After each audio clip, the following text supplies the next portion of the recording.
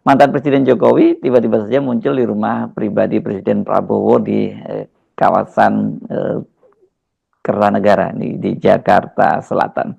Ini tentu saja mengundang perhatian publik. Ada apa nih? Kok Pak Jokowi tiba-tiba muncul lagi di Jakarta di tengah heboh pengunduran diri Miftah, utusan khusus Presiden yang juga dikenal sebagai orangnya Pak Jokowi gitu. Tapi kata Pak Jokowi nggak ada urusannya dengan itu, katanya dia diundang dan sekaligus katanya ini menjadi kunjungan balasan karena Pak Prabowo itu sudah 2 kali ke rumahnya di Solo. Ya, politik memang bisa berawal di meja makan, tapi juga bisa berakhir di meja rapat. Dan orang selalu ingin tahu apa sebetulnya yang jadi urgensi Pak Jokowi menemui Pak Prabowo, atau apa urgensi Pak Prabowo mengundang Pak Jokowi. Tentu di dalam suasana political climate, dalam suasana cuaca politik hari-hari ini, pasti itu bukan sekedar makan malam atau bukan sekedar memastikan sesuatu yang pernah saling dijanjikan.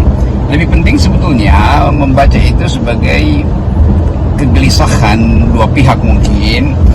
Saya sebutnya mungkin karena ada masalah-masalah di dalam kabinet. Jadi sebetulnya kalau misalnya Pak Prabowo bertemu dengan Pak Jokowi, itu tanda bahwa ada sesuatu yang mesti saling tukar tembakan dalam percakapan yang santai. Kan itu dipakai acara makan malam. Tapi langsung berkembang semacam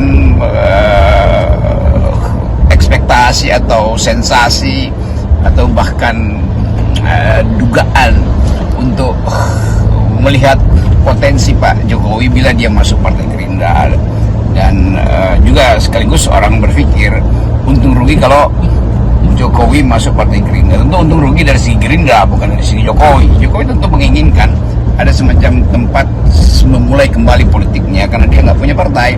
Jadi kalau wartawan bertanya pada Pak Prabowo tentang kemungkinan Jokowi masuk ke Gerindra, itu tentu pertanyaan yang asal usulnya datang dari sebetulnya kecurigaan dalam tanda petik mengapa harus ada pertemuan di Kertanegara di dalam format makan malam, tetapi dalam iklim politik yang sangat dinamis hari-hari ini. Kan itu intinya tuh. Dan kita tahu bahwa Pak Prabowo tentu sedang mengevaluasi banyak hal di kabinetnya setelah goncang-gancing soal beberapa menteri yang sebetulnya punya potensi untuk dimintakan mengundurkan diri misalnya karena ada masalah yang dinilai oleh netizen sebagai tidak etis tuh. Jadi sekali lagi kita coba membaca itu dari perspektif politik makan malam.